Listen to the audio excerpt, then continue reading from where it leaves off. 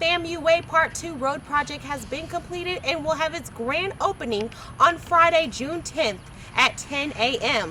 With over 30,000 residents in Leon County registered as independent for their party affiliation, many Tallahassee residents have taken action in order to have their voices heard in the primary election. Signs such as these on the corner of Orange Avenue and Adams Street are examples of illegally placed political advertisements that causes distractions to drivers on the road. The Rescue Mission Ministry serves over 350 people a day. No matter the situation or the story, the Rescue Mission does not discriminate when it comes to helping those in need.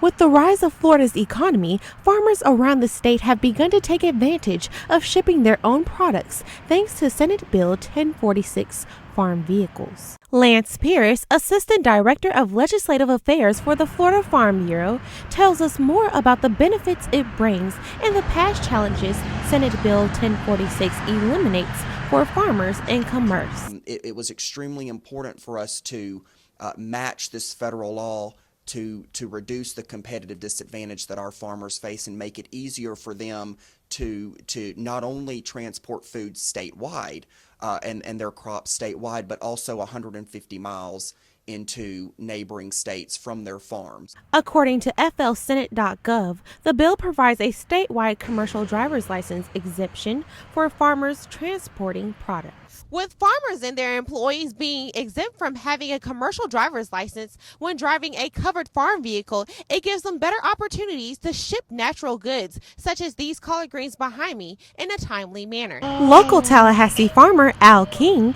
shares more on his opinion on the bill. Well, I think it's a great thing. I mean, because if you look around, we got to eat. And if people can deliver produce to people that need it and even to the grocery stores, and I think it's a good thing.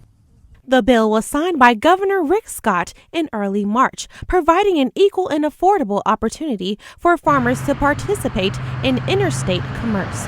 For News 20 at 5, I'm Chacoryia Burns. It doesn't matter.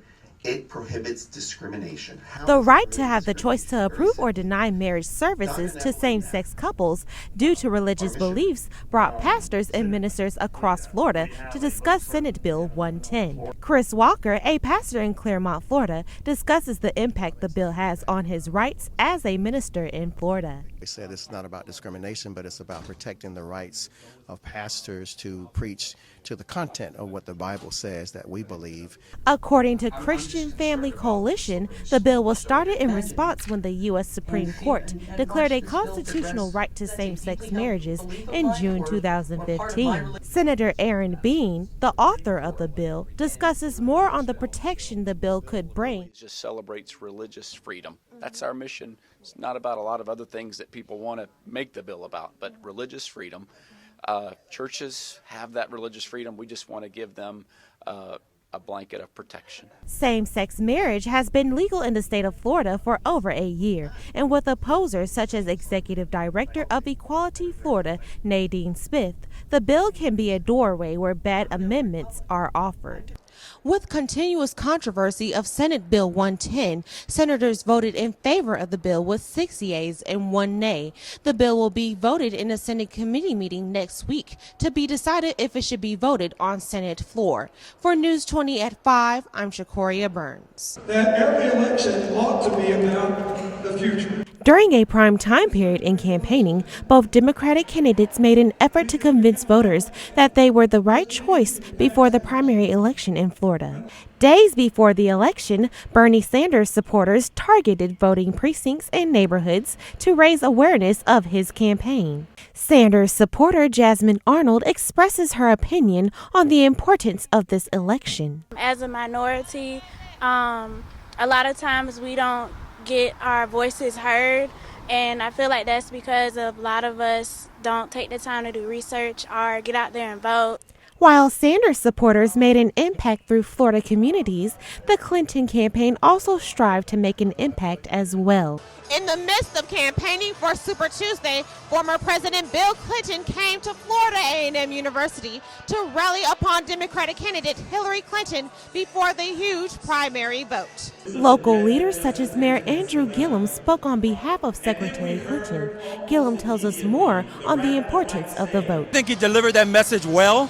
We're happy to have him here.